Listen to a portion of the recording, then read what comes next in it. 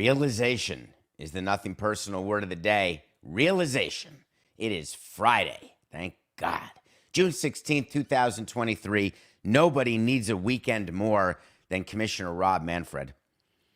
You're tuning in today live on Nothing Personal with David Samson YouTube channel, or you're downloading this show because you know that we have to talk about the commissioner. We have to talk about the Oakland A's.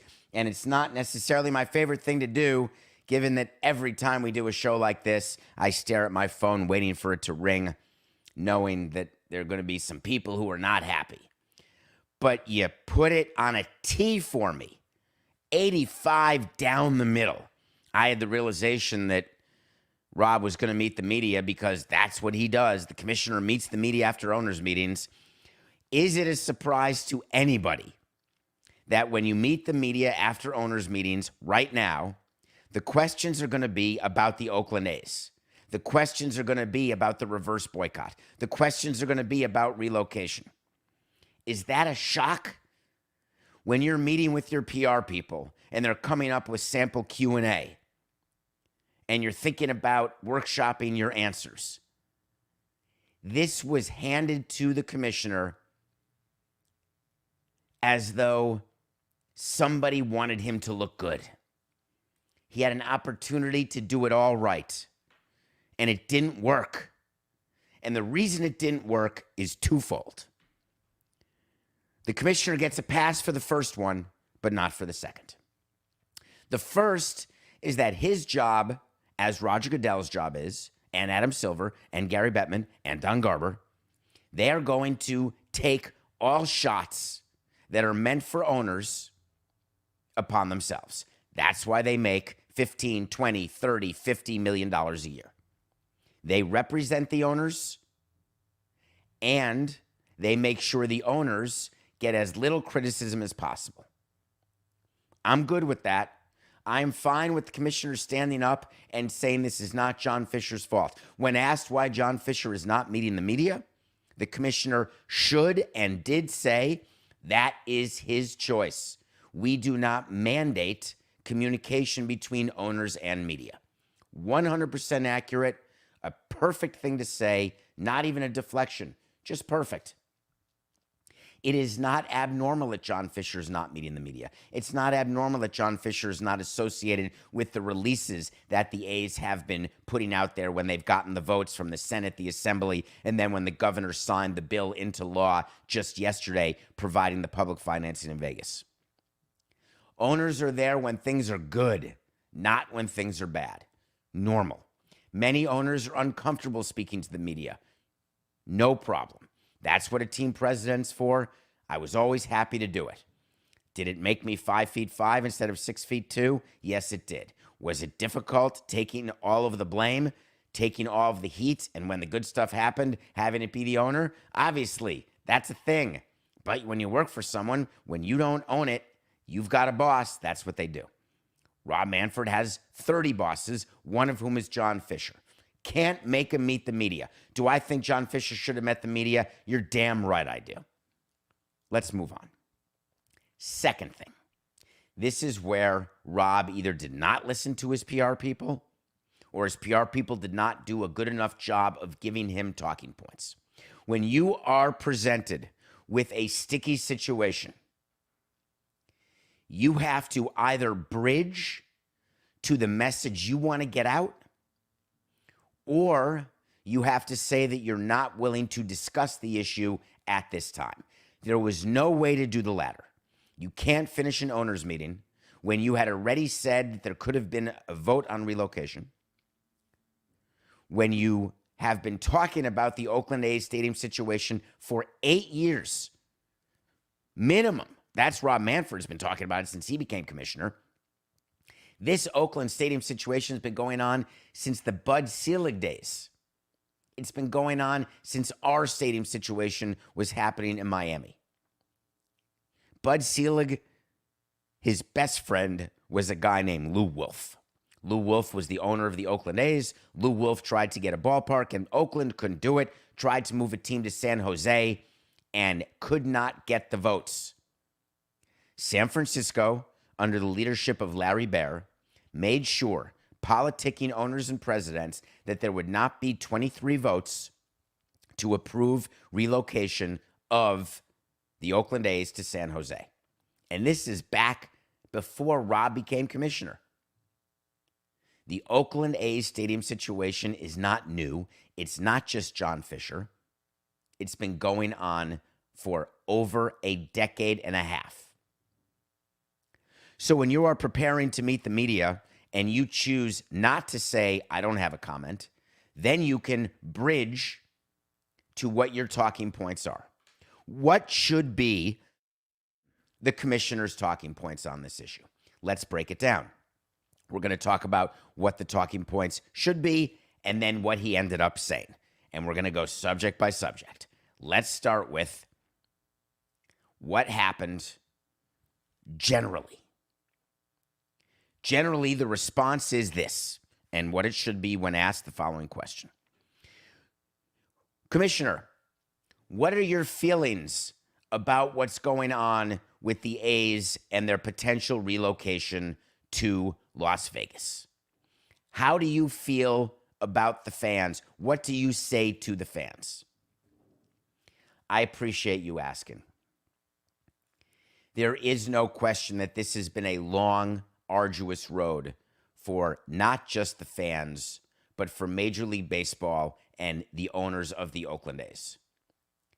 My job as commissioner is to have 30 healthy markets to the extent that's possible. Competitive integrity, revenue parity, competitive balance. These are all things that I've been talking about for years since I became commissioner. They were all part of the new collective bargaining agreement. We can all agree that a team with a $380 million payroll and a team whose payroll is lower than the highest priced player on that team, I'm talking about the Mets and Verlander, we can all agree that that's not good for baseball. We have all been working hard to fix what ails the Oakland A's. The Oakland A's have put a competitive team on the field more than most. They are one of the most successful franchises in the American League. They have not been able to win the World Series, but they had a run of playoff teams, and you can go back for 2 decades and look at what they've done, and you can match their accomplishments among the best of the teams. But teams can only put a product on the field that is commensurate with the revenue off the field. The Oakland A's have had trouble building their revenue because of their stadium. This is no secret to anybody here. The fans have known about this issue. The Oakland A's season ticket base is among the lowest in baseball.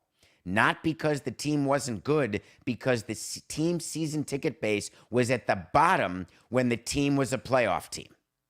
The reason why people were not buying season tickets is that there were not the amenities that Major League Baseball fans have come to desire, want, and expect at a Major League ballpark. The Oakland A's Coliseum was not able to provide those amenities. When you do not have the revenue associated with season ticket holders, you are put in a position where you have to make changes to your on-field team, and that is what teams do in baseball, 26 of them, not just the A's. The A's this year are in a window that is closed. I acknowledge that. John Fisher acknowledges that. Billy Beane acknowledges that. Their job, and I'm not going to get into how to do their job because they've done it better than most. They had a movie made about them. Brad Pitt played Billy Beane. Their job is to make this window as small as possible, and I believe in their ability to do that. But of course I understand fans' frustration with their inability to compete with the payroll they have, because it's very difficult to compete with a low payroll, notwithstanding examples that exist this year so far in baseball. But over the long term, competing with a payroll disparity does not work. That, to me, is a reasonable response to a reasonable question. Instead, what Rob chose to do, and started off so well, I feel sorry for the fans in Oakland, he said. I do not like this outcome. Great. I understand why they feel the way they do. Great. Stop right there. Who advised you to say, I think the real question is, what is it that Oakland was prepared to do? There is no Oakland offer. Damn it, Rob. Why? Why open yourself up to a response from the mayor's office, to a PR battle of quotes, where it is shown and correctly shown that, of course, there have been offers, there have been back and forth, there have been negotiations. Every negotiation includes an offer. There is no reason to poke the bear that way. What are you achieving by doing that? They never got to the point, Rob continued, where they had a plan to build a stadium at any site. Not true. Their plan at Howard Terminal happens to be further along than their plan at the Tropicana site in Vegas. Putting a bunch of renderings publicly out there, that's not a stadium plan. That's an art project. We understand that you have to defend your owner. So if you want to say what you just said, it's not just John Fisher. Great. The community has to provide support. Love it. That is true. But at some point, you come to the realization that it's just not going to happen. Why? We don't have to talk about realizations. What are the realizations? There's no done deal. You have said yourself, and you are saying it again now, of all the steps that have to be taken before relocation happens. You appointed a damn relocation committee led by Mark Antonazio, who you just went to Milwaukee to talk and threaten that Milwaukee could relocate if they don't take care of Miller Park. It's not called Miller Park anymore, whatever it's called in Milwaukee. I completely blanked. God damn it, Coca. That makes the show worse that I don't know the name. I used to know every facility name. You can just wipe it out. It's like a American Field Insurance Group Field, or is it Guaranteed Rate Field? That's in Chicago. Coca, what's it called? American Family Field. All right, so bring that back in. Ready? Wipe it. 4869. The head of the relocation committee is the owner of the Brewers, where Rob Manfred just was in Milwaukee, saying that if the community does not support the renovations of American Family Field, there could be relocation. Interesting choice as head of your relocation committee, don't you think? But there's no reason to say that you have come to the realization that it's just not going to happen. There's so many steps. The relocation committee, the executive council, the full ownership, to say nothing of a stadium construction plan, proving that you can put a stadium on 9 acres, a financing plan, a TV deal, a season ticket sales plan. Other than that, there's nothing to do.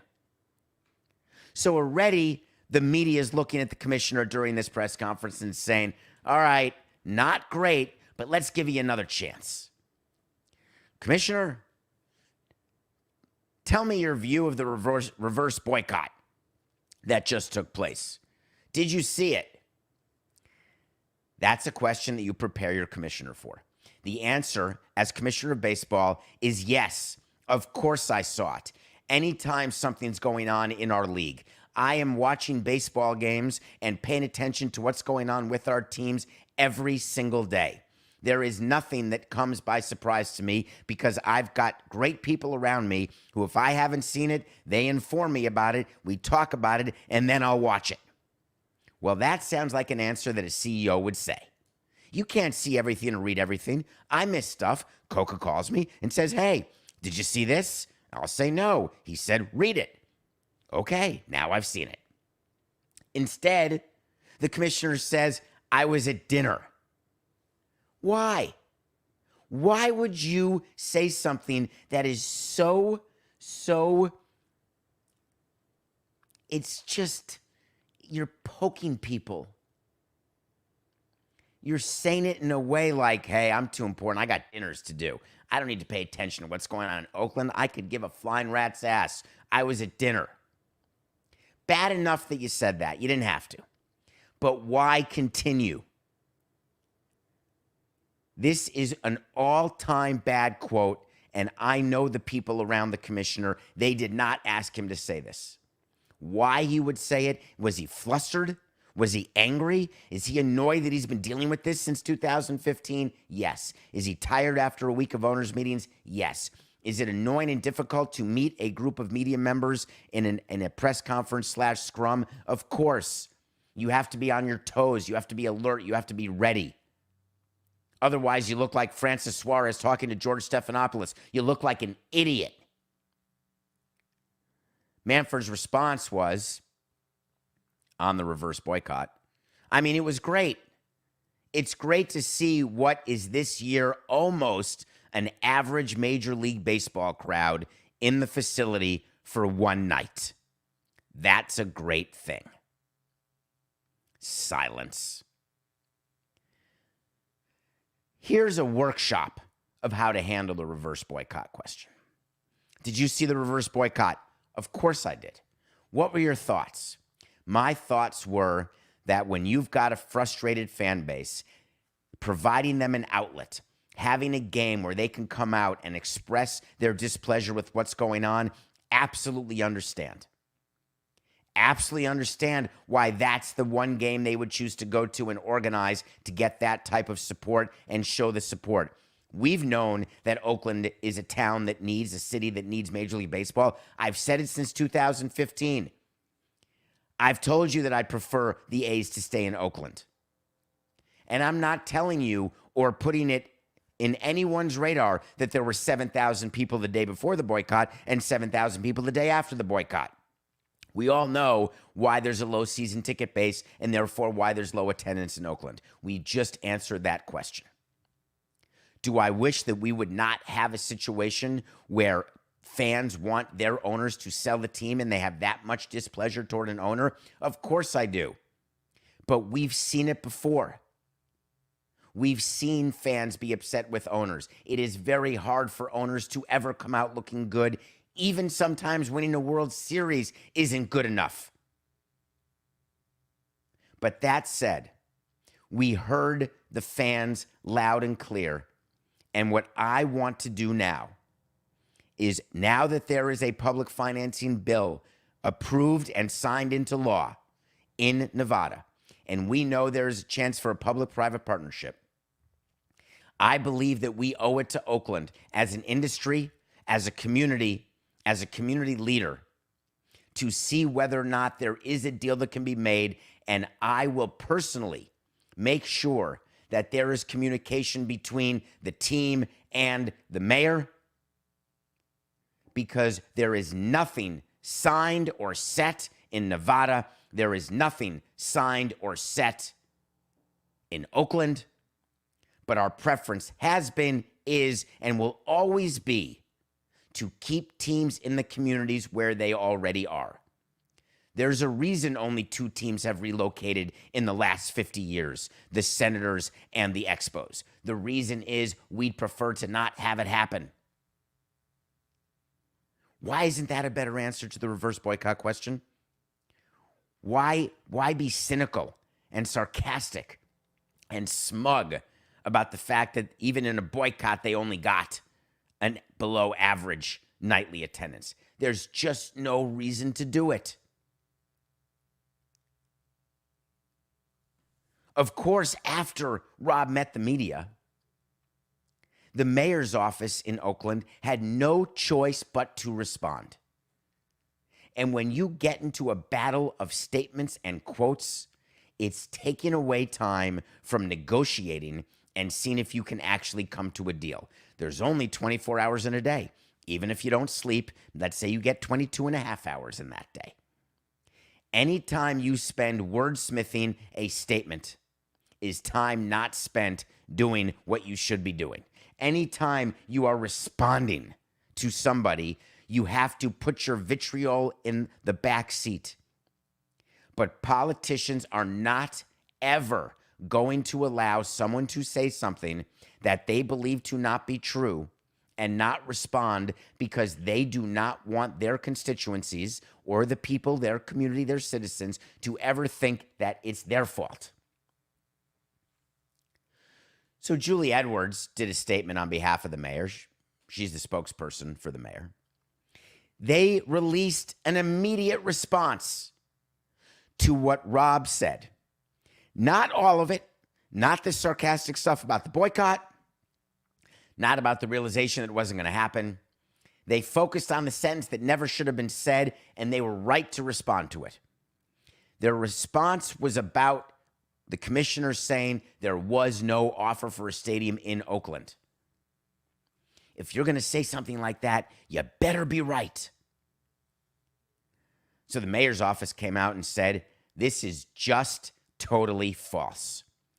It's not easy to ever come out on the side of politicians. Not for me, not for anyone. But when they say this is just totally false, do you believe them or do you believe the commissioner? I want to believe the commissioner. I love the commissioner. Help the commissioner become the commissioner. I always want to back up the commissioner. I'm an owner's guy, management guy. I'm not anti-union. I'm just anti the players' union. I'm not anti-politicians. I just negotiate with them. But on nothing personal, my job is to tell you what's really happening. The mayor's statement continued, there was a very concrete proposal under discussion, and Oakland had gone above and beyond to clear hurdles, including securing funding for infrastructure, very important, providing an environmental review, critical to any ballpark being built, and working with other agencies to finalize proposals. In order to get a huge development done, which is what Oakland wanted in Oakland. Part of the thing is, what the politicians have been saying is John Fisher, if he wanted 9 acres and to lease land, we would have done that a decade ago. That's all he's getting in Vegas. He's not getting the right to develop squat around the stadium on the Tropicana site. He's getting 9 acres. Don't think you can fit a stadium. Different story. 9 acres. That's it. Oakland said, holy crikeys, are you sure? We're in. Here's 9 acres right now. We've got a deal. Let's go. The deal in Oakland they wanted was a real estate play. The commissioner, in meeting the media yesterday, talked about how well it's worked in Atlanta, how well it's worked in Washington, how important it is for these developments to happen. St. Louis. Totally ignoring the reality of what's going on in Atlanta, by the way. Totally ignoring that. Ignoring really what's going on in Washington. But supporting owners who want to do non-revenue sharing development around their facility. I'm talking to you, Tom Ricketts, Wrigley Field. John Henry, Boston. Doing the development outside is another way the haves have more and the have-nots have less. And if you want a have-not to become a have, getting development around the ballpark, the rights to develop, the revenue to develop, the money to help develop it from the public, that makes your team healthier. Do I agree with it? Yeah. That's the government's job, is to have development done in its community. What do you think the Inter-Miami deal is with Messi in Miami, the development at the Mel Reese Golf Course? It's a real estate deal. Billy Corben did a whole commercial about the fact that it's a real estate deal. Normal. Just make sure you call it what it is. But those are good for the developers. They are not money makers for the public, but they are additive to the community. And what the Oakland mayor has continued to say, and what Oakland has said over the years, is we want to help develop Oakland. We don't want to lose the A's. We will work with you, but at some point, we've got to sell it to our people. We've got to get affordable housing in there. We've got to get community benefits, and I don't mean the crap that the Nevada legislature got, a bunch of horse hockey that they added the amendments to the bill to get it passed. That's nothing of consequence. The ability to do a development where there is a benefit to both low-income, mid-income, and wealthy people, that's the positive. The mayor continued. The reality is the A's ownership had insisted on a multi-billion-dollar 55-acre project that included a ballpark, residential, commercial, and retail space. Sound familiar? In Las Vegas, for whatever reason, they seem satisfied with the 9-acre leased park on leased land. Sound familiar? If they had proposed a similar project in Oakland, we feel confident the new ballpark would already be under construction. Microphone drop. So the commissioner is left there holding his microphone thinking, crises. God, I wanted to say crap, Christ, and crikeys. I ended up doing an amalgam of them. 699. The commissioner is left holding his microphone saying, holy crikeys, I really screwed that up. They read these statements, they pretend they don't impact them because they truly don't impact what the decision will be with the A's. But from a PR standpoint, you're just getting crushed more and more and more. So for 22 minutes, Rob Manfred meets the media, talks about the Oakland A's, and he wasn't even done. There were other questions. This whole Pride Night situation has become a thing. It became a thing in the NHL, a thing in the NFL. Players and their personal beliefs, they don't believe in it, but then they do. Players are getting designated over it. If they're bad, if they're good, it's getting thrown under the rug. NHL teams are canceling Pride Nights. Baseball, some are having, some are not having. Turns out everyone has, but Texas, shocking. Rob Manfred was asked, what do we do here? You're leaving Pride Nights up to the teams. Why wouldn't you standardize it and make it like the Mother's Day or the prostate cancer, or the breast cancer, the Jackie Robinson Day, the Bruno Clemente Day? Why not make it a day? Are you shocked to get that question? Were you not answered? Were you not prepared? Did you think it would only be Oakland? When you're asked about Pride Night, you have to have a response ready. The response can't be, we've told teams in terms of actual uniforms and hats and bases that we don't think putting logos on them is a good idea just because of the desire to protect players. We don't want to put players in a position of doing something that may make them uncomfortable because of their personal views.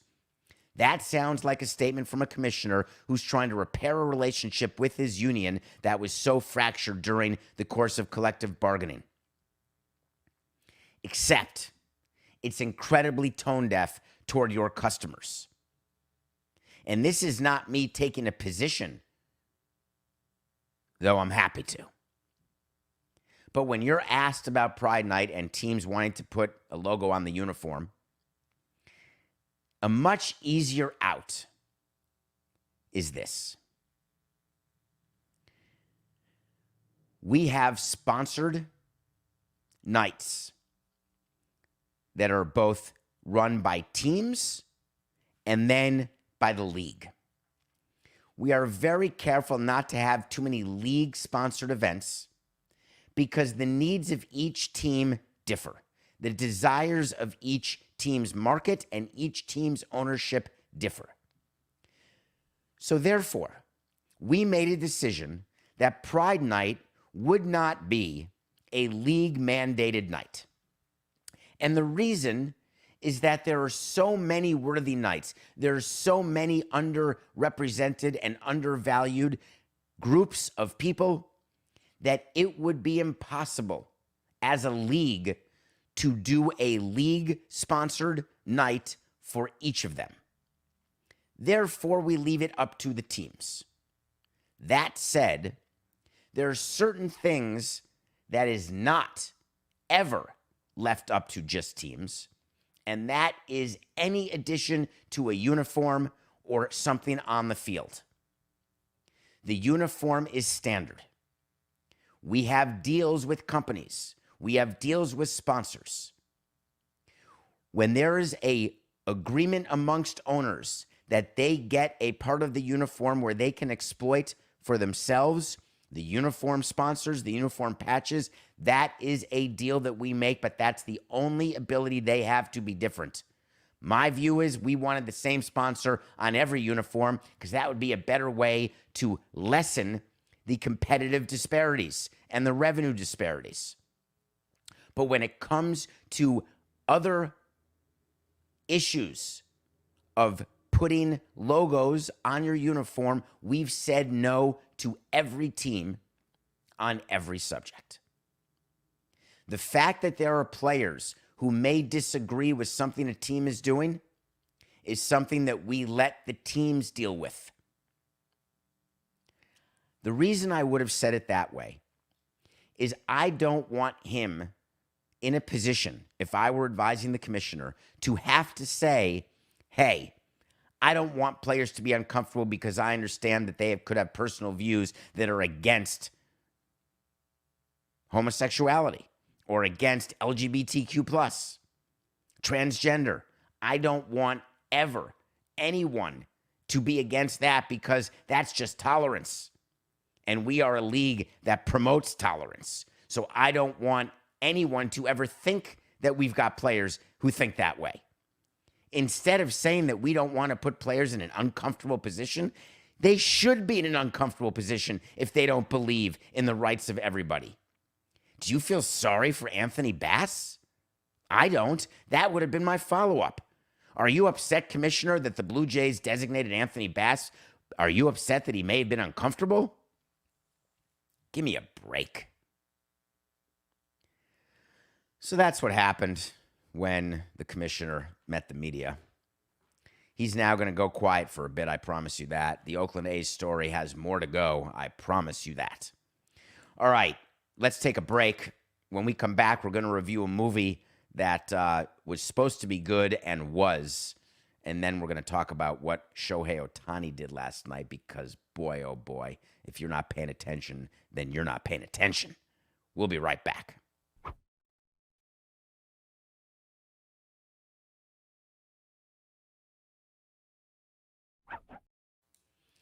Welcome back to Nothing Personal. You are 13 minutes away from the weekend.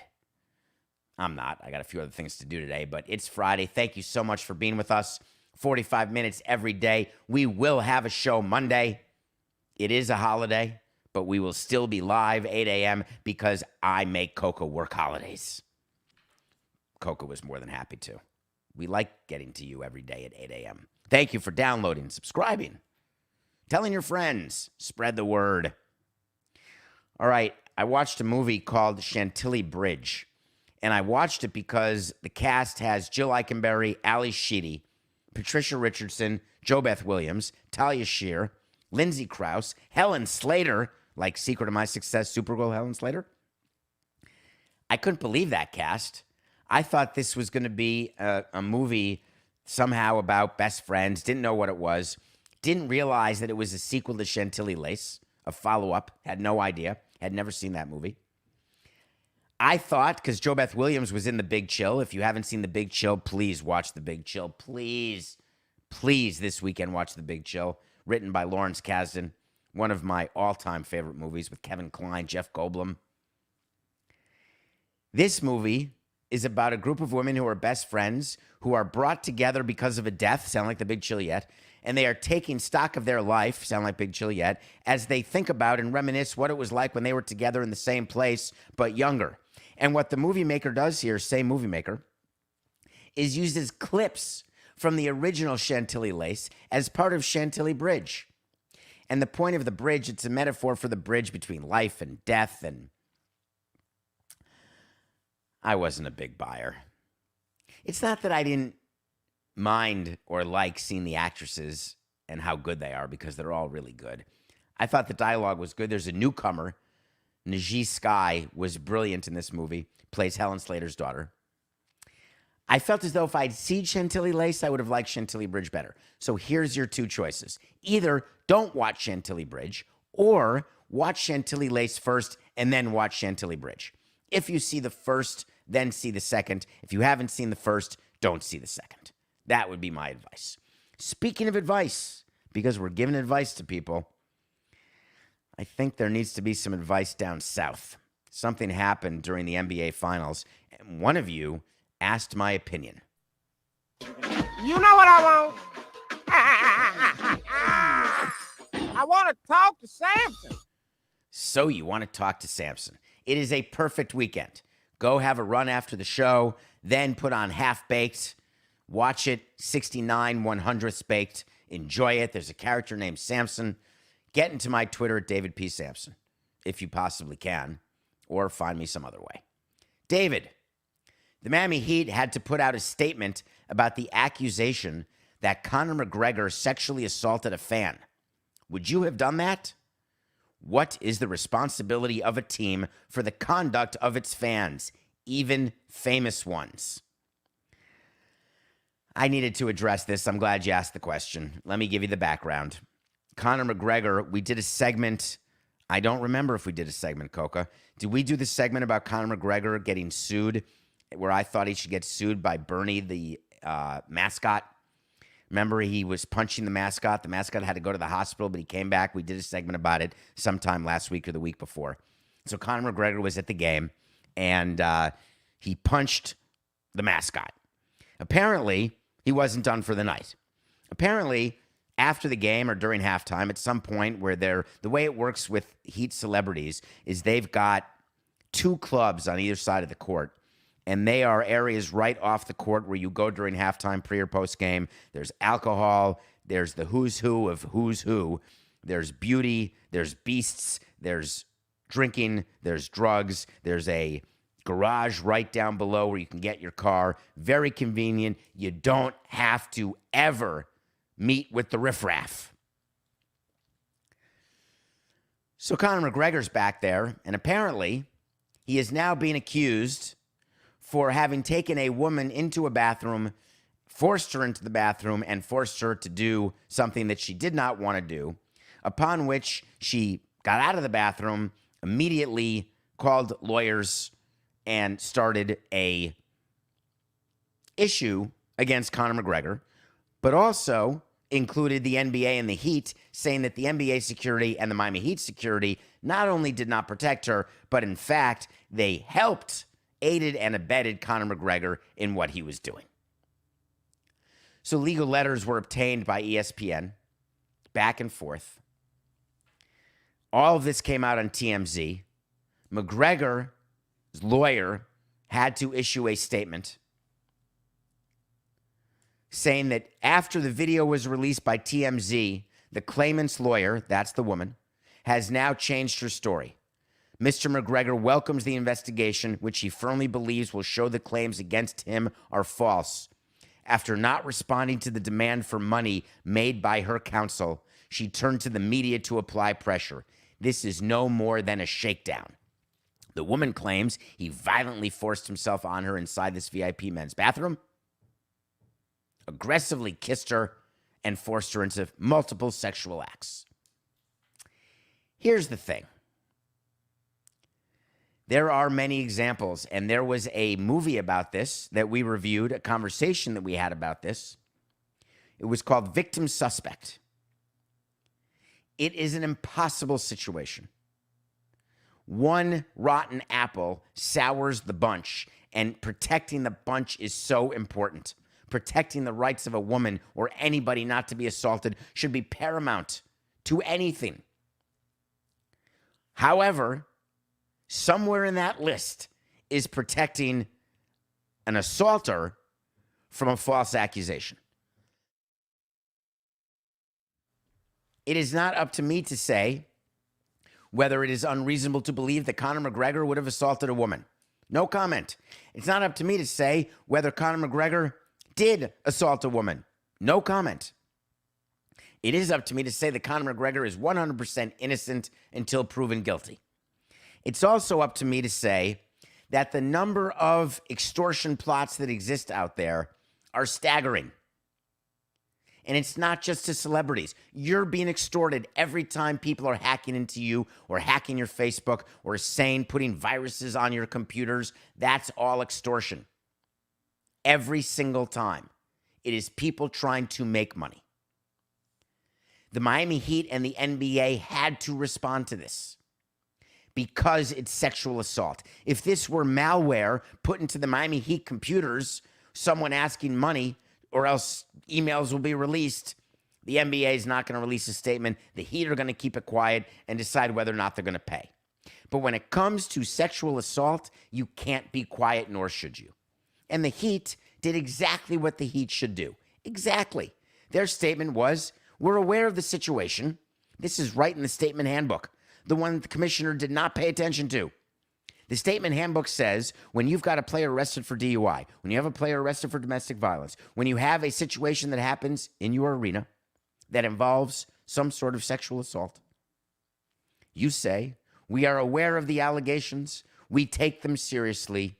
We will wait and not have further comment until the authorities and investigation has had a chance to play itself out. That is exactly what you need to say. It is not up to the team, other than making sure they have enough security, protecting famous people from being extorted, or protecting not famous people from being assaulted, is a lot harder than you think. There is security all over where the Miami Heat play and every arena and every ballpark. They can't be everything everywhere all at once. There are things that happen when you get a crowd of 20,000 people together. You've got eyes in the sky, you're paying attention, but it is impossible to stop everything. Not for lack of trying. That's why you see in stadiums, text 9 for help. Text 9 to report fan misconduct, because we can't see it all. You do your best, and then you address what happens after the fact when you have to. So the answer is, I would have put out a statement exactly as they did. There is a responsibility to protect a team, to protect fans, to protect players, to protect famous fans, to protect women. You're trying to protect everybody. Does it work? Not always. We'll see what happens here with this story, but it's not done. There'll be more content here. Did you watch Shohei Ohtani yesterday? We had the Angels over the Rangers. I believe the Angels were underdogs, and we're now 94-93 of our pick of the day because the Angels beat the Rangers 3 out of 4. The Rangers with the second best record in baseball. The Rangers, who are leading their division. The Angels beat him 3 out of 4. Ohtani has been on fire, hitting home runs like he just ate his spinach, putting himself in position to be really rich. He's already in that position, to be really richer. Do you know that he leads the league in home runs? And you know he also leads the league in batting average against? I just want you to think about that as you approach your weekend. That the same player is leading the league in home runs and batting average against. It's unheard of. It makes no sense. He's a unicorn. We've never seen any player like him. And I didn't think he'd be able to do it. I didn't think he'd be able to consistently do it. He's having a better year now than he had last year, a better year now than he had the year he won MVP in 21. He is your American League MVP. Stop the count. 94-93. I was going to say stop the presses. I was going to say stop the machine.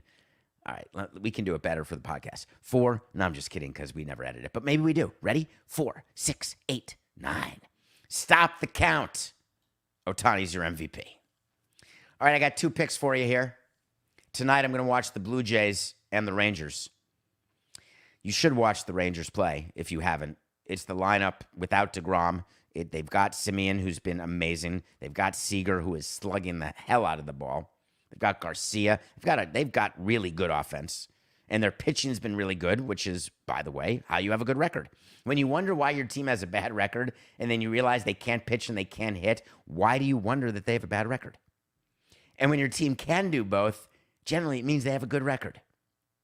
The Blue Jays are in town, and pitching for the Blue Jays is Kevin Gausman, who has a chance to be an all-star, should be an all-star. They are minus 140 over Perez and the Rangers. That seems very heavy to me. But I like the Blue Jays.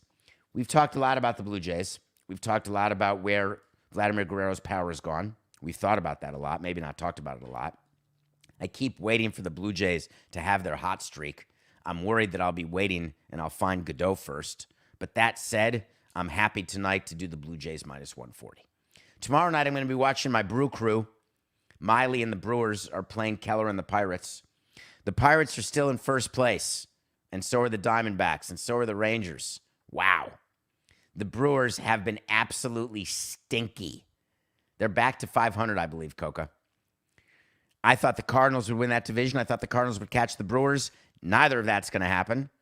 I'm giving up that dream, but I'm not giving up the dream of my Brewers. We're taking the Brewers. Blue Jays over Rangers. Brewers over Pirates.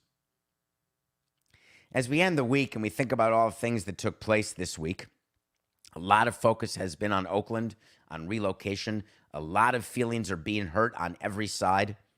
There is no victory if the A's announce they're relocating to Vegas. It's not a victory for the sport to have a city that didn't work. It's not a victory for the sport to have a ballpark that wasn't built. There are going to be a lot of statements made, a lot of steps taken. We'll be here to cover them all because what interests me is that this is a playbook that I participated in. This is a playbook that I didn't write, but I was able to implement. This is a playbook that can still be implemented. Will they? Can they? May they? It's just business. Have a great weekend. This is nothing personal.